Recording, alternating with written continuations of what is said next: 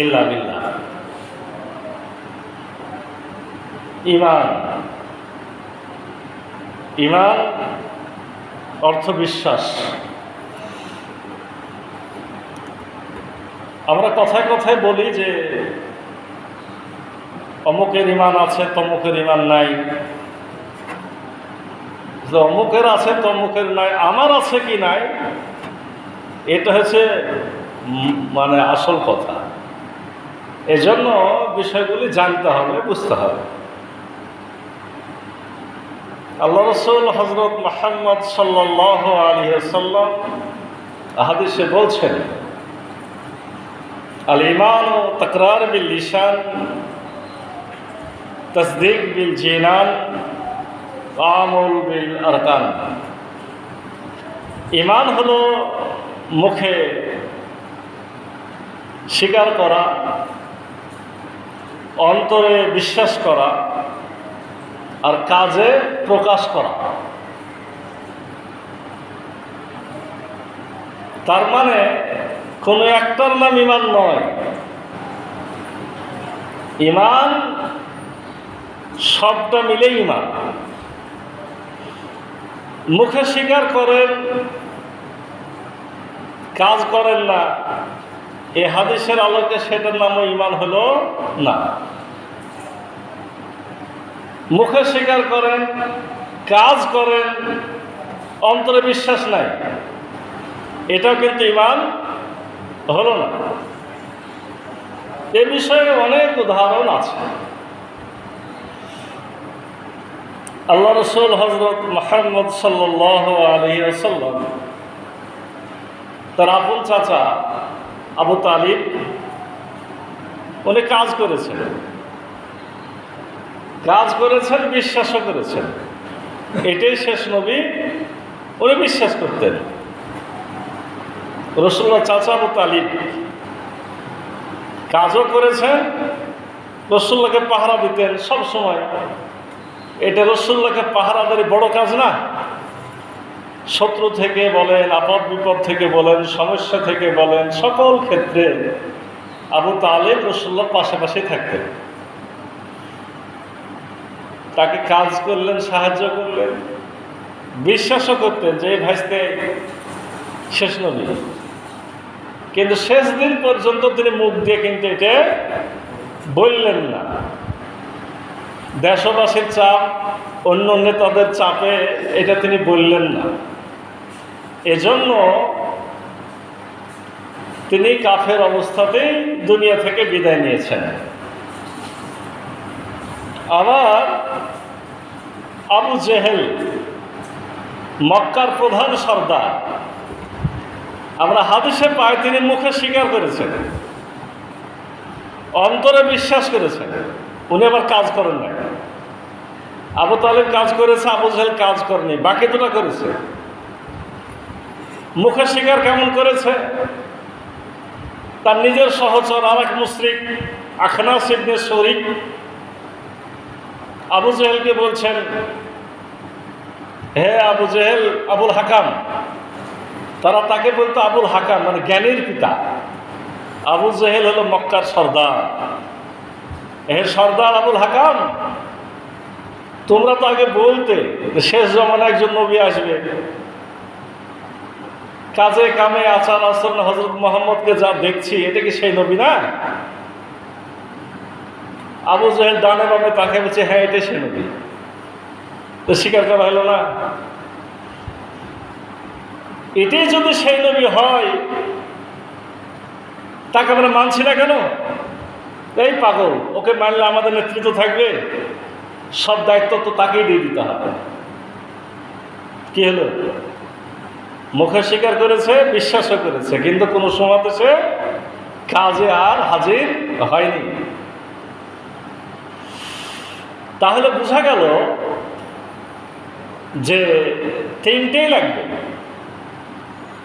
স্বীকারও করতে হবে, বিশ্বাসও করতে হবে, কাজও করতে হবে, তাহলে সেটা হবে ঈমান। আল্লাহ রাসূল হযরত মুহাম্মদ সাল্লাল্লাহু আলাইহি ওয়াসাল্লাম অন্য হাদিসে বলছেন, আল ঈমানু বিদউন সাবউনা শুবাতুন ফাফদালুহা কাউলু লা ইলাহা ইল্লাল্লাহ। ঈমানের ৭০-এর উপরে শাখা প্রশাখা। ঈমানের শাখা প্রশাখা ৭০টারও উপরে। তার মধ্যে সর্বোত্তম হলো লা ইলাহা ইল্লাল্লাহ। ওয়া আদনাহা ইমাতাতুল আযা আনিত তারিক। তার মধ্যে ছোটটা হলো, শেষেরটা হলো রাস্তা থেকে কষ্টদায়ক বস্তু সরাই ফেলা, কাঁটা হোক, ঢেল হোক, পাথর হোক, আর গোবর হোক, আর আপনার ড্রেন পরিষ্কার করা হোক। রাস্তায় পথিক চলতে যেটা দেখে কষ্ট পায় সে জিনিসটাকে সরায় ফেলা, এটা নিচের একটা শাখা। ওয়াদনাহা ইমাতাতুল আযা আনিত তারিক আল হায়াউ শুবাতুম মিনাল ঈমান। রাসূলুল্লাহ বলছেন লজ্জাটা ঈমানের একটা অংশ। এখানে কি পেলাম? ঈমান ছোটখাটো বিষয়, ঈমান অনেক বড় বিষয়। বিশ্বাসের সাথে কাজ করব, এটা হলো ঈমানের পরিচয়। আর মূলত বিশ্বাসটার নাম হলো ঈমান। বিশ্বাসটার নাম কি? ঈমান। ঈমানের জন্য যদি আরেকটা ছোট্ট সংজ্ঞা আমরা নিয়ে আসি, একেবারে ছোট করে, তাহলে হবে জ্ঞান যোগ বিশ্বাস। জ্ঞান যোগ বিশ্বাস, জ্ঞান যোগ বিশ্বাস সমান ঈমান। আপনি বলবেন এটা কেমন? হ্যাঁ, এটাই কোরআনের শিক্ষা, রাসূলুল্লাহর শিক্ষা। আপনি একটা জিনিসের উপরে ঈমান আনবেন, ওই বিষয়টা যদি না জানেন, না বুঝেন, কিসের ঈমান আনবেন? কার উপরে ঈমান আনলেন? কেমন করে ঈমান আনলেন? আপনাকে বিশ্বাস আনছেন আল্লাহর উপরে। আল্লাহর কিসের উপরে? যদি এমন হয় আমাদের দিলে ধারণা কম থাকে, তাহলে তো এক হিন্দুর সাথে বসে আপনি বলবেন তোদের ভগবান আমাদের আল্লাহ তো একই জিনিস রে, তোদের ঈশ্বর আমাদের আল্লাহ একই জিনিস। এরকম মানুষ বলে না? বলে না? বলে না? আপনার ঈমান ওরকম হবে। কোরআনুল কারীমে আল্লাহ সম্পর্কে যত কথা আছে,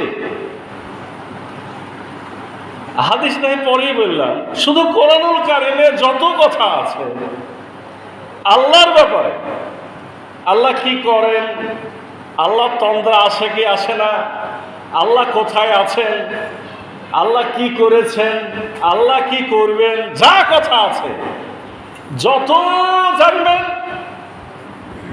তত বিশ্বাসটা বৃদ্ধি পাবে, ঈমান তত বেড়ে যাবে, ঈমান তত বৃদ্ধি পাবে।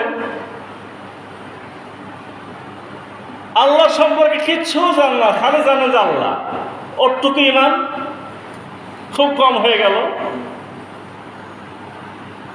ঠিক আল্লাহ রাসূল সাল্লাল্লাহু আলাইহি ওয়াসাল্লামের ব্যাপারে কোরআনে যত আছে, যত জানবেন, জানার উপরে যত বিশ্বাস বৃদ্ধি পাবে তত ঈমানটা বৃদ্ধি পাবে। আখিরাত মানে সে কবর বলেন, জান্নাত বলেন, জাহান্নাম বলেন, ফেরেশতা বলেন, আপনার হাসরের মাঠ বলেন, বিচারের দিন বলেন, এই যত কিছু যত জানবেন, জানার উপরে যত বেশি বিশ্বাস তৈরি হবে, ঈমানটাও তত বাড়বে। তাহলে কি দাঁড়ালো ভাই? ঈমানের জন্য পূর্ব শর্ত কি জানা না?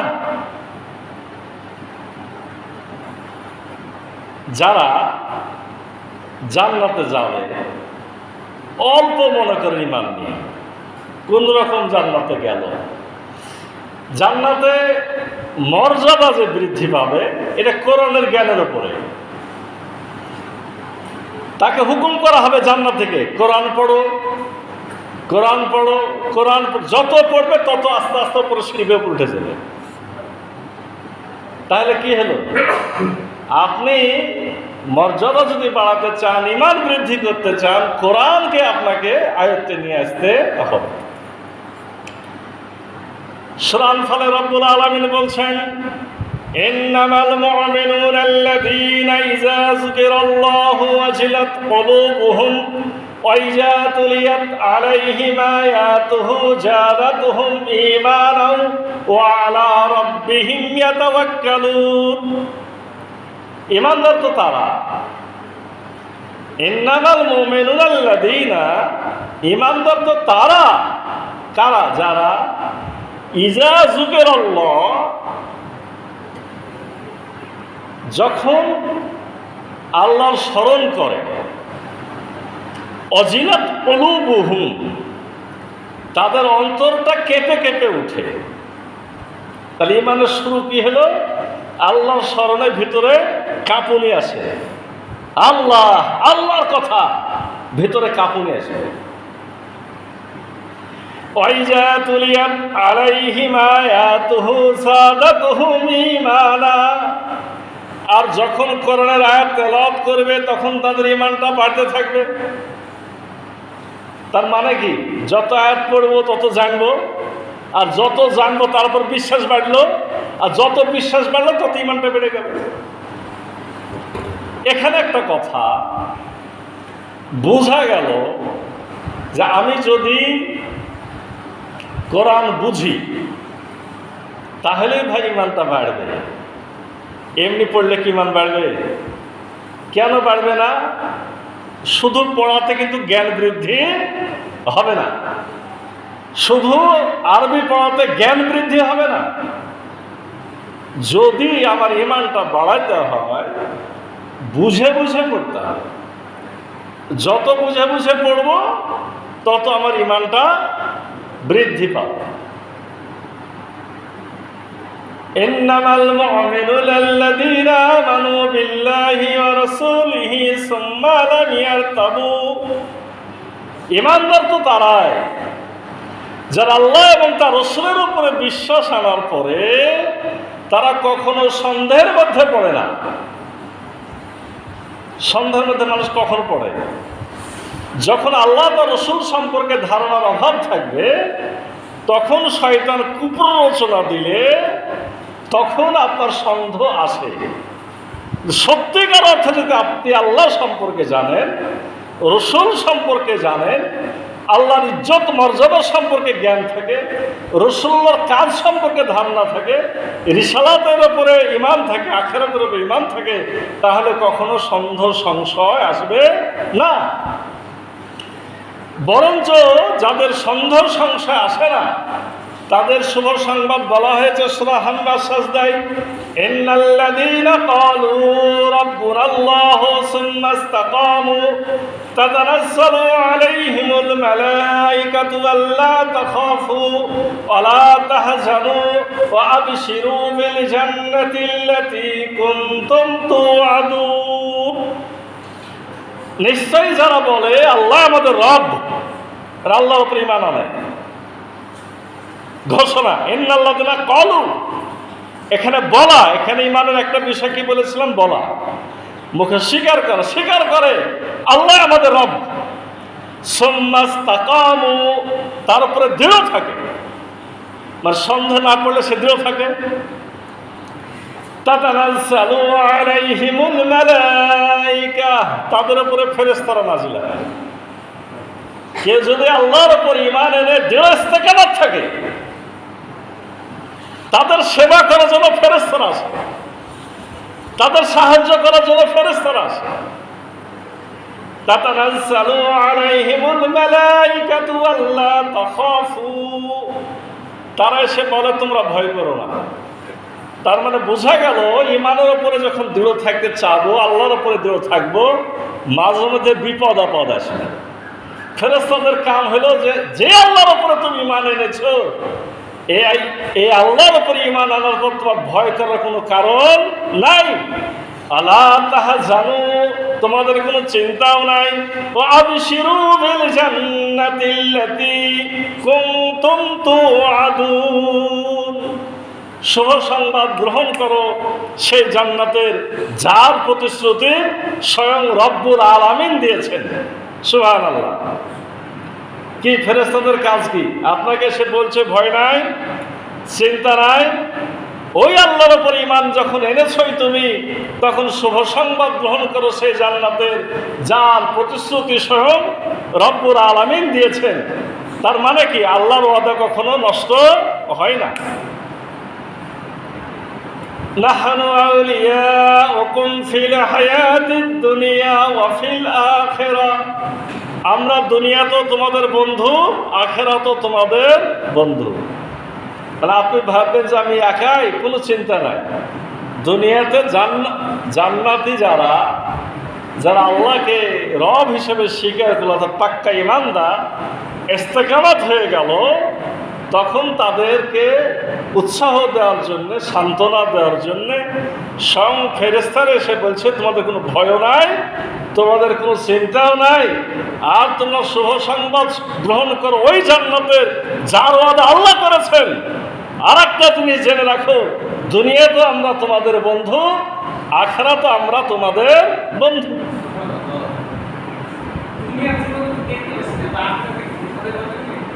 অবশ্যই ওটা কোনো ব্যাপার হলো, যা হুকুম করবেন তাই শুনবেন।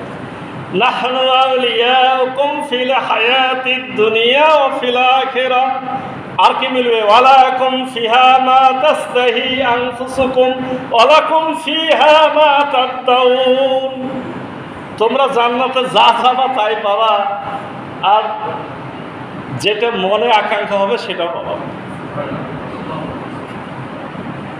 নুজুলাম মিন গফুরির রহিম, কেন পাবা?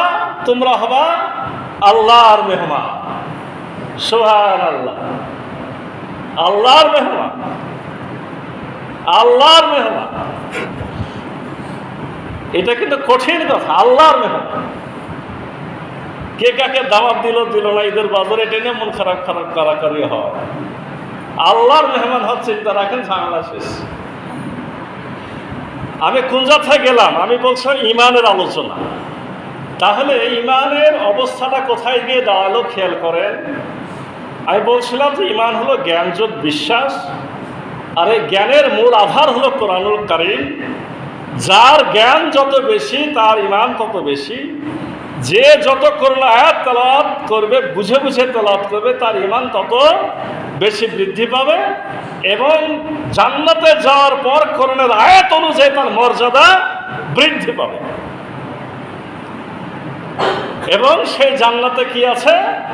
সেই জান্নাতে আপনার জন্য সব আছে, যা চাবেন তাও আছে, আর যেটা মনে আকাঙ্ক্ষা করবেন সেটাও আছে। কেন আছে? এরকম যারা ঈমানদার তারা আল্লাহর বন্ধু। সুবহানাল্লাহ, আল্লাহর মেহমান, আল্লাহর মেহমান। আল্লাহ হলেন মেজবান, আল্লাহ সাজাচ্ছে জান্নাতীদের জন্য খাবার দাবার, ঘর দোর যাই বলেন, এমনকি জান্নাতের গেট পর্যন্ত পাওয়া যায়, যেটা ফেরেশতাদেরকে দিয়ে প্রস্তুত করানো হচ্ছে। ঈমানের বিষয়ে কয়েকটা হাদিস বলি। রাসূল সাল্লাল্লাহু আলাইহি সাল্লাম বলছেন, লা ইউমিনু আহাদুকুম হাত্তা ইয়াকুনা আহাব্বু ইলাইকুম, লা ইউমিনু আহাদুকুম হাত্তা ইয়াকুনা আহাব্বু ইলাইহি মিন ওয়ালিদিহি ওয়া ওয়ালাদিহি ওয়ান নাসি আজমাইন। আমি এতক্ষণ বলছিলাম যে ঈমানের মূল হলো আল্লাহর উপর ঈমান আনা, কিন্তু এই হাদিসে এসে কি পাওয়া গেল? আল্লাহ রাসূল হযরত মুহাম্মদ সাল্লাল্লাহু আলাইহি সাল্লাম বলছেন, আমাকেও তোমাদের বিশ্বাস করতে হবে। আচ্ছা, রাসূলুল্লাহকে কেন বিশ্বাস করতে হবে? এখন আমার সমাজে আহলে কোরআন তৈরি হয়েছে, ওরা আবার বলছে শুধু কোরআন মানে রাসূল মানার দরকার নেই। তাদের কিছু যুক্তি আছে, যুক্তিগুলা সাধারণ জ্ঞানী মানুষরা বিপদে পড়ে যাচ্ছে। তাদেরও কিছু যুক্তি আছে। যুক্তিগুলোর মধ্যে মূল হলো যে কোরআন সুরক্ষিত, হাদিস সুরক্ষিত নয়। এ কথা কিন্তু সত্য। আপনি যতই বুখারী শরীফ বলেন আর মুসলিম শরীফ বলেন না কেন, এই গ্রন্থগুলো তৈরি হয়েছে তো অনেক পরে, মানে অনেক কয়েকশো বছর পরে। এমনকি সেদিন একজন আগে নাস্তিক ছিল, আগে মুসলমান ছিল, পরে নাস্তিক হয়েছিল, এখন আবার বলছে আমি মুসলমান হয়েছি, নাম মুফাসসিল ইসলাম। ও আবার বলছে, চ্যালেঞ্জ করেছে যে আপনারা যে বুখারী শরীফ বলছেন যে অথেন্টিক গ্রন্থ, 200-300 বছর পরে লেখা হয়েছে, তো 200-300 বছর পরে যে কেতাবটা লেখা হয়েছিল ওই কেতাবটা আপনারা হাজির করেন। কেউ জবাব দিতে পারছে না। আলেম বলছে 9ম শতাব্দীর আগে যে বুখারী একটা হাজির করেন, তার মানে তাও নাই। পরবর্তীকালে আমাদের এই সমস্ত কিতাবের অনেকবার ধ্বংস হয়েছে, অনেকবার তৈরি করা হয়েছে। কোরআন পাওয়া যাবে, কোরআন নিয়ে কোনো সমস্যা নাই, কিন্তু তারপরও রসুলকে মানতে হবে, হাদিসকে মানতে হবে। কেন মানতে হবে? হাদিস আছে, এখন হয়তো ঠিক করতে কোনটা সহি, কোনটা জয়ীফ, কোনটা জাল, কোনটা মজু, কোনটা হাসান, কোনটা মুনকাতে, কোনটা কাতে, এগুলো বুঝতে আমাদের অসুবিধা আছে। সহজ বিষয় হলো কোরআনের জ্ঞান রাখতে হবে, কোরআনের সাথে যে হাদিসগুলো মিলে যাবে এগুলো সঠিক হাদিস, কোরআনের সাথে যেগুলো মিলে যাবে সেগুলো সঠিক হাদিস। কোরআনের বাইরে যদি কিছু পাওয়া যায় বুঝতে হবে এখানে কোনো ঝামেলা আছে, ওদিকে আমাদের যাওয়ার দরকারই নাই। সোজা হিসাব কোরআনটা হচ্ছে মানদণ্ড। রব্বুল আলামিন সূরা বাকারাতে বলে দিলেন, শাহরু রমাদানাল্লাযী উনজিলা ফীহিল কুরআন হুদাল লিন্নাস ওয়া বাইয়িনাতিম মিনাল হুদা ওয়াল ফুরকান। মানে সত্য মিথ্যার পার্থক্যের মানদণ্ড হলো কোরআন। এই কোরআন দিয়ে আপনাকে যে কোনো জ্ঞানকে যাচাই বাছাই করে নিতে হবে, সেটা হাদিসই হোক, আর সেটা ফিকহ হোক, আর সেটা কোনো বুজুর্গানে দিনের বক্তব্যই হোক না কেন, কোরআনের মাপকাঠিতে সেটাকে নিয়ে নিতে হবে। আর রাসূল সাল্লাল্লাহু আলাইহি ওয়াসাল্লামকে রব্বুল আলামিন দুনিয়াতে পাঠিয়েছিলেন এই কোরআনটা কেমন করে মানতে হবে সেটা দেখিয়ে দেওয়ার জন্য। অর্থাৎ তিনি প্র্যাকটিক্যাল, তিনি ইঞ্জিনিয়ার। কেন বললাম? একটা উদাহরণ দিই। এই যে বর্তমান সময়ে বাংলাদেশের মতো ছোটোখাটো দেশগুলা কোনো কিছু বড় কলকারখানা তৈরি করতে হলে বড় বড় যে যন্ত্র এগুলা বিদেশ থেকে আমদানি করে। আমাদের দেশে বেশিরভাগ এখন চীন থেকে আমদানি হচ্ছে। এই মনে করেন যে কোল্ড স্টোরগুলো, বড় বড় যে যন্ত্রগুলো, সেগুলো দেখা যাচ্ছে চীন থেকে নিয়ে এসেছে। তো চীন থেকে যখন যন্ত্রটা আপনি নিয়ে আসছেন, সাথে ক্যাটালগ আছে, কেমন করে ব্যবহার করবেন বই পুস্তক আছে। তারপরও সকলে জানে যে, ওরা জানে আমরা দেখিয়ে না দিলে এত বড় যন্ত্র তারা চালু করতে পারবে না। এই জন্য যেগুলো অনেক বড় যন্ত্র সেগুলো যখন পাঠানো হয়, সাথে ওদের ইঞ্জিনিয়ার চলে আসে, এসে থেকে এই দেশের যে নিয়োগপ্রাপ্ত ইঞ্জিনিয়ার আছে তাকে সব কিছু দেখিয়ে কয়েকদিন থেকে চালু করে তার হাত দিয়ে স্টার্ট করায় তারপরে তারা কি করে? বিদায় নেয়। আসলে আমাদের গাইড বুক কিন্তু কোরআন, আমাদের মূল কিতাব কোরআন। এই কোরআনটা কেমন করে, এটা বিশাল ব্যাপক কর্মকাণ্ড, ব্যাপক কাজ। এটা কেমন করে বাস্তবায়ন করতে হবে, কিভাবে করতে হবে, না করতে হবে, এটা স্বয়ং দেখিয়ে দেওয়ার জন্যে রব্বুল আলামিনের নিয়োগকৃত ওই ইঞ্জিনিয়ারের মতো আমাদের রাসূল হযরত মুহাম্মদ সাল্লাল্লাহু আলাইহি ওয়াসাল্লাম। না, আপনারা যদি বলেন যে আমরা রাসূলুল্লাহ হাদিস মানব না, কোনটা মানবেন না? যেটা কোরআনের সাথে মিলে সেটাও মানবেন না। তাই যদি হয় কোরআন আপনি বুঝতে আর পারবেন না। এই জন্য রাসূল সাল্লাল্লাহু আলাইহি ওয়াসাল্লাম কোরআনের মূল ব্যাখ্যাকারী।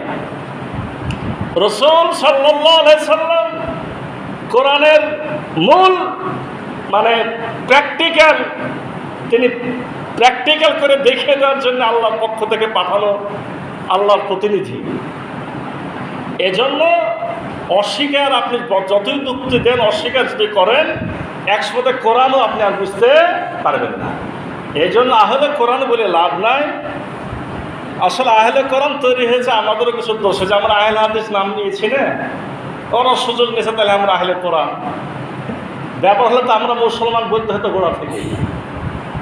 আমার কোনো কথা কারো কষ্ট লাগতে পারে, আমরা মুসলমান, বুঝতে পারেন নাই? কিসের আহলে হাদিস আর কিসের আহলে কোরআন? আমরা কি মুসলমান। আমি ইমানের আদৌ একটি কথা বলে শেষ করি। আমি বলছিলাম, তাহলে রসুল হজরত মুহাম্মদ সাল্লাল্লাহু আলাইহি সাল্লামের মুখনিসৃত, জবান নিঃসৃত কথাগুলি রব্বুল আলামিন এর কোরআনের সাথে যদি মিলে যায়, সেগুলোকে অবশ্যই অন্তরের সাথে নিয়ে তো মানতে হবে, এবং স্বয়ং রসুল্লাহকে অবশ্যই মহব্বত করতে হবে। রসুল্লাহর মহব্বত ছাড়া, রসুল্লাহর আনুগত্য ছাড়া আল্লাহর আনুগত্য করা সম্ভব নয়। কুল ইন কুনতুম তুহিব্বুনাল্লাহ ফাত্তাবিউনি ইউহিব্বুকুমুল্লাহু ওয়া ইয়াগফির লাকুম যুনুবাকুম আল্লাহু গফুরুর রহিম। আল্লাহ রাব্বুল আলামিন বলছেন যে তোমরা যদি আমার ভালোবাসা পেতে চাও, ফাত্তাবিউনি, মানে এখানে রাসূলুল্লাহর মুখ দিয়ে বলে না হচ্ছে আমার অনুসরণ করো। মানে আল্লাহর ভালোবাসা নিতে হলে রাসূলুল্লাহর অনুসরণ করতে হবে। ইউহিব্বুকুমুল্লাহ, তাহলে আল্লাহ তোমাদেরকে ভালোবাসবেন। ওয়া ইয়াগফির লাকুম যুনুবাকুম, তোমাদের গুনাহগুলো আল্লাহ মাফ করে দিবেন।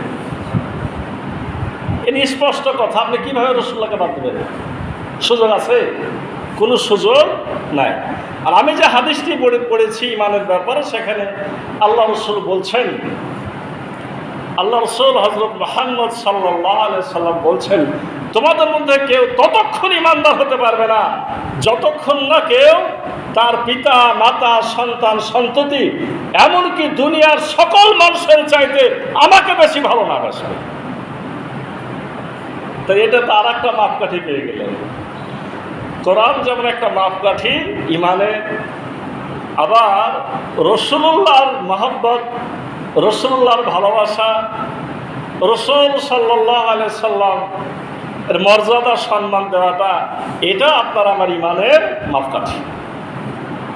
ঠিক একইভাবে ইমানের মাপকাঠি যদি আমি ওই হাদিসটি বলি, আল্লাহ রাসূল হযরত মুহাম্মদ সাল্লাল্লাহু আলাইহি সাল্লাম বলছেন, মান রা মিনকুম মুনকারান ফালিয়ুগাইয়িরুহু বিয়াদিহি ফাইল্লাম ইস্তাতি ফাবিলিসানিহি ফাইল্লাম ইস্তাতি ফাবিকলবিহি যালিকা যাফুল ঈমান। ইমানের মাপকাঠি যেমন কোরআনের মহব্বত, কোরআনের মর্যাদা, কোরআনের অনুসরণ করা, কোরআন অনুসরণ করার জন্য রাসূল সাল্লাল্লাহু আলাইহি সাল্লামের মহব্বত, রাসূলুল্লাহর ভালোবাসা, রাসূলুল্লাহকে অনুসরণ করা। আর আল্লাহ এবং তার রাসূল সাল্লাল্লাহু আলাইহি সাল্লামের মাধ্যমে আমরা যেটা জেনেছি যে আমরা হলাম দুনিয়ায় আল্লাহর পাঠানো খলিফা, প্রতিনিধি। ইন্নী জাইলুন ফিল আরদি খলিফা। খলিফার কাজ কি? দুনিয়ার সমস্ত অন্যায়কে উচ্ছেদ করবে আর ভালো কাজগুলোকে বাস্তবায়ন করে দেবে। আল্লাযীনা মাক্কান্নাহুম ফিল আরদ আকামুস সালাহ ওয়া আতুজ যাকাহ ওয়া আমারু বিল মারুফ ওয়া নাহাউ আনিল মুনকার ওয়া লিল্লাহিল আকিবাতুল উমুর। যখন এরকম ইমানদাররা কোনো সমাজে প্রতিষ্ঠিত হবে, তার কাজ কি হবে? আকিমুস সালাহ, সালাত কায়েম করা, ওয়া আতুজ যাকাহ, মানে যাকাত ব্যবস্থা প্রতিষ্ঠিত করা, আমারু বিল মারুফ, যত ভালো কাজ আছে ভালো কাজগুলো বাস্তবায়ন করা, আর যত খারাপ কাজ আছে খারাপ কাজগুলোকে উচ্ছেদ করা। এই কাজ যারা করে আর যারা করে না, যারা করে তারা ইমানদার, যারা করে না তারা বেঈমান। আল্লাহ রাসূলের হাদিসটি কেমন? আল্লাহ রাসূল বলছেন, কেউ যখন কোনো অন্যায় হতে দেখে, মান রা মিনকুম, যখন তোমাদের মধ্যে কেউ দেখে মুনকারান, কোন খারাপ কাজ, ফালিয়ুগাইয়িরুহু বিয়াদিহি, সেজন্য হাত দিয়ে বাধা দেয়। হাত মানে এখানে শক্তি, হাত হলো শক্তির প্রতীক। এ ব্যাপারে কোরআনে হাদিসে অনেক শব্দ আছে। হাত ব্যবহার করা হয় শক্তি হিসেবে, শক্তি দিয়ে বাধা দেয়। ফাইল্লাম ইস্তাতি, আল্লাহ রাসূল জানেন, আল্লাহও জানেন যে সব সময় বান্দারা ও অবস্থায় থাকবে না, বাধা দিতে গেলে নিজে আবার বিপদে এমন পড়া পড়বে যে আর কোনোদিন বাধা দিতে পারবে না। এটা আল্লাহ রাসূল জানেন না? জানেন না। এজন্য বলা হয়েছে যদি কোনো কারণে সেটা সামর্থ্য না থাকে তাহলে যেন জবান দিয়ে বাধা দেয়, মুখ দিয়ে বাধা দেয়, কথার মাধ্যমে বাধা দেয়, নিষেধ করে। এটাও সমস্যা থাকতে পারে, পারে না? পারে। তাহলে কি করবে? যদি তাও না পারে সেজন্য অন্তর দিয়ে বাধা দেয়। ভাষা আসলে অন্তর দিয়ে বাধা দেওয়া। এটা বাঁচার জন্যে ধরেন এরকম এক হুজুর যদি হাদিস পড়ে আর সে যদি নিজে কোনো কাজের মধ্যে না থাকে তখন বলে এটার অর্থ যে মনে মনে ঘৃণা করে। এখানে ঘৃণার কথা আছে, এখানে ঘৃণা শব্দটা এখানে নাই। হয় হাত দিয়ে বাধা দেওয়া, নাহলে মুখ দিয়ে বাধা দেওয়া, নাহলে অন্তর দিয়ে বাধা দেওয়া। তাহলে অন্তর দিয়ে বাধা দেওয়ার ব্যাখ্যাটা কি হবে? অন্তর দিয়ে বাধা দেওয়ার ব্যাখ্যা এটাই হবে যে ওই কাজটা আমি কিভাবে ভবিষ্যতে মুখ দিয়ে শক্তি দিয়ে বাধা দিতে পারবো, উচ্ছেদ করতে পারবো, তার প্ল্যান পরিকল্পনা আঁকা। যারা এতটুক করবে তারা কি বলা হয়েছে? জালেকা আযাফুল ঈমান। এটা অনেক দুর্বল ঈমান। তাহলে ফার্স্ট ক্লাস ঈমান কোনটা? হাত দিয়ে বাধা দেওয়া। সেকেন্ড ক্লাস মুখ দিয়ে বাধা দেওয়া। আর মনে মনে চিন্তা চেতনা করা, ভবিষ্যতে বাধা দিব, পরিকল্পনা করছি, ছক টানছি, দুর্বল ঈমান। মানে এরপরে যদি বলেন আপনার ঈমান আর কিন্তু নাই। সম্মানিত হাজরিনে মজলিস, ঈমানের আলোচনা শেষ করা যাবে না। আমি যতটুকু পারলাম শুরু থেকে পর্যন্ত ঈমান নিয়ে তো একটা কথা বললাম। আল্লাহ আমাদের সকলকে পাক্কা ঈমানদার হিসেবে কবুল করুন। আল্লাহুম্মা আমিন। বারাকাল্লাহু লানা।